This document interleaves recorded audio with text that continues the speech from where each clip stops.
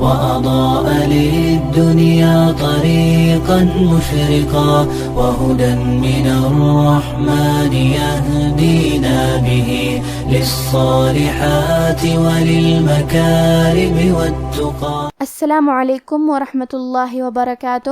بسم اللہ الرحمن الرحیم. الحمد للہ الذی نزل الفرقان علی عبده لیکون للعالمین نذیرا والصلاة والسلام علی نبینا محمد وعلی آلہ وصحبہ اجمعین. اما بعد. رب اشرح لی صدری ویسر لی امری واحلل عقدۃ من لسانی یفقہوا قولی. شروع کرتی ہوں اللہ کے نام سے جو بڑا مہربان نہایت رحم کرنے والا ہے. انشاءاللہ آج کے درس نمبر 197 میں سورۃ الکہف آیت نمبر 21 کی شرح اور ترجمہ سماعت فرمائیں گے. تو شروع کرتے ہیں. اعوذ باللہ من الشیطان الرجیم. وَكَذَلِكَ أَعْثَرْنَا عَلَيْهِمْ لِيَعْلَمُوا أَنَّ وَعْدَ اللَّهِ حَقٌّ وَأَنَّ السَّاعَةَ لَا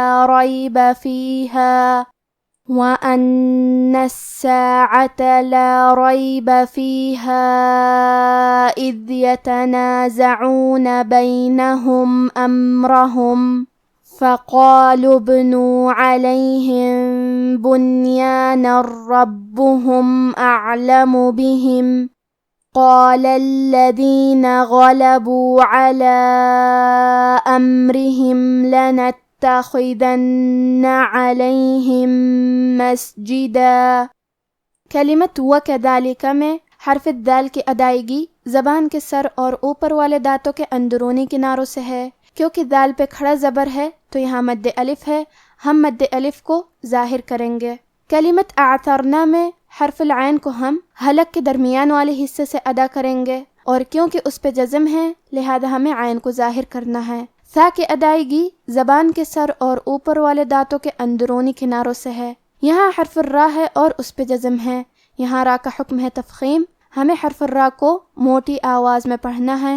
کلمت لیعلموا میں لام کے نیچے زیر ہے تو ہم زیر کو ظاہر کریں گے. پھر یہاں عین ساکن ہے لہذا ہمیں عین کو ظاہر کرنا ہے. آخری میں واو پہ مد کا علامہ ہے.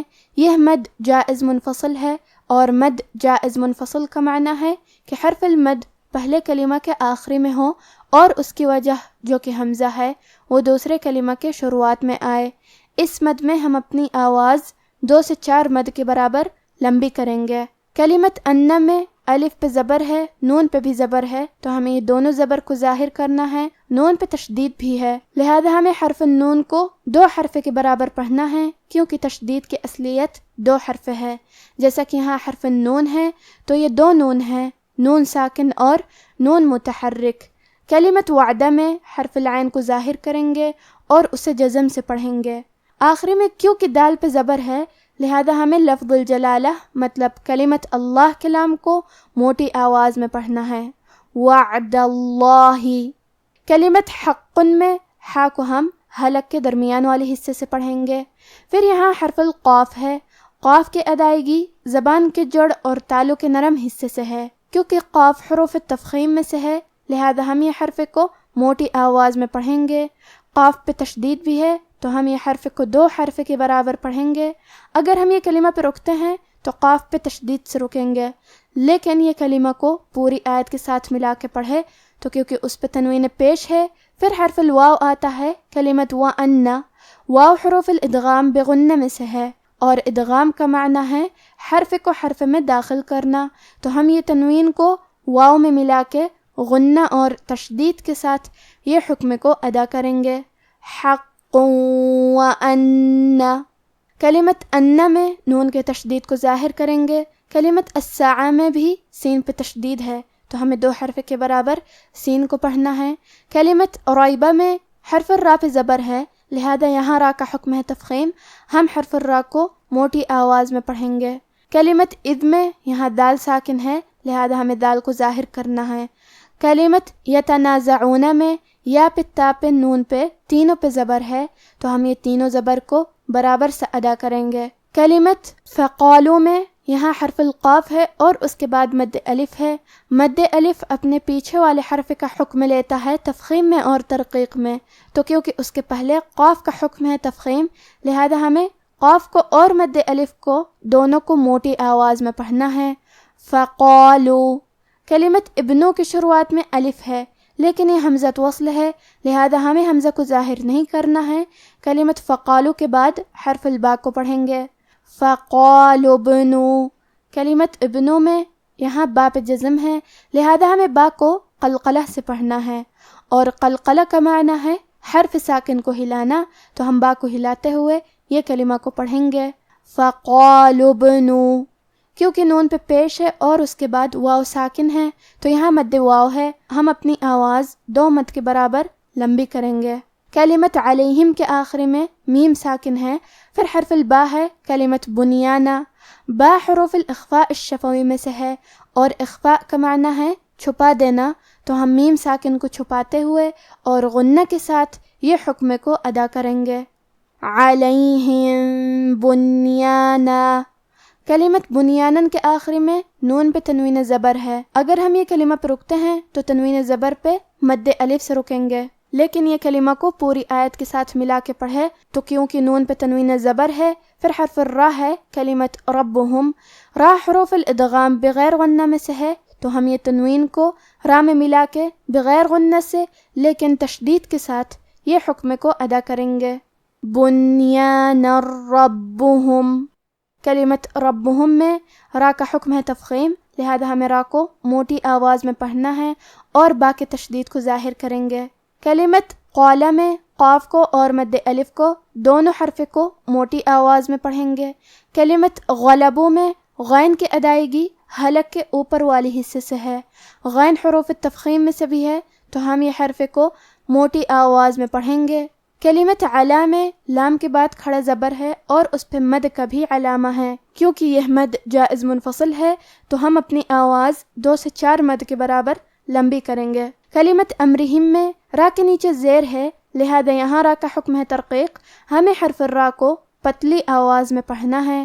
امرہم، کلمت لنتخذن میں لام پہ نون پہ دونوں پہ زبر ہے تو ہم یہ دونوں زبر کو برابر سے ادا کریں گے، حرف تا کے تشدید کو ظاہر کریں گے۔ خا کی ادائیگی حلق کے اوپر والے حصے سے ہے، کیونکہ خا حروف تفخیم میں سے ہے تو ہم یہ حرف کو بھاری آواز میں پڑھیں گے۔ آخری میں حرف نون پہ تشدید ہے، لہذا ہمیں 2 حرف کے برابر نون کو پڑھنا ہے۔ کلمت علیہم میں آخری میں میم ساکن ہے، پھر حرف المیم آتا ہے۔ کلمت مسجدہ، یہاں حکم ہے ادغام، تو ہم پہلے میم کو دوسرے میم میں ملا کے ایک ہی میم غنہ اور تشدید کے ساتھ پڑھیں گے۔ علیہم مسجدہ، کلمت مسجدہ میں کیونکہ یہاں سین ساکن ہے لہذا ہمیں سین کو ہمزے سے پڑھنا ہے، اور ہمزے کا معنی ہے کہ حرف کی آواز ایسے کمزور ہو کہ اس میں پستی پائی جائے، تو ہم یہ کلمہ کو ایسے پڑھیں گے۔ مسجدہ، آخری میں دال پہ تنوین زبر ہے، ہم یہ کلمہ پہ رکیں گے تو تنوین زبر پہ مد الف سے رکیں گے۔ اب آپ اس آیت کی تلاوت تجوید کے ساتھ سماعت فرمائیں۔ اعوذ باللہ من الشیطان الرجیم وَكَذَلِكَ أَعْثَرْنَا عَلَيْهِمْ لِيَعْلَمُوا أَنَّ وَعْدَ اللَّهِ حَقٌّ وَأَنَّ السَّاعَةَ لَا رَيْبَ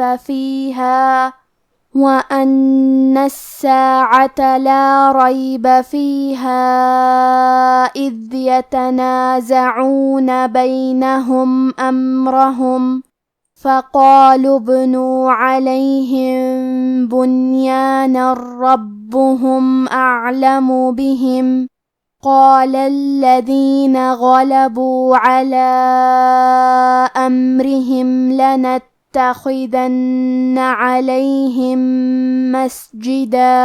اور اسی طرح ہم نے لوگوں کو ان کے حال سے خبردار کر دیا تاکہ وہ جانیں کہ اللہ کا وعدہ سچا ہے، اور یہ کہ قیامت جس کا وعدہ کیا جاتا ہے اس میں کچھ شک نہیں۔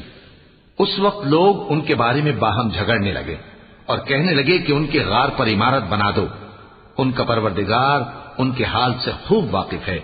جو لوگ ان کے معاملے میں غلبہ رکھتے تھے وہ کہنے لگے کہ ہم ان کے غار پر مسجد بنائیں گے۔ آج کا ہمارا درس یہیں ختم ہوتا ہے۔ استودعکم اللہ الذی لا تضیع ودائعہ، والسلام علیکم ورحمۃ اللہ وبرکاتہ۔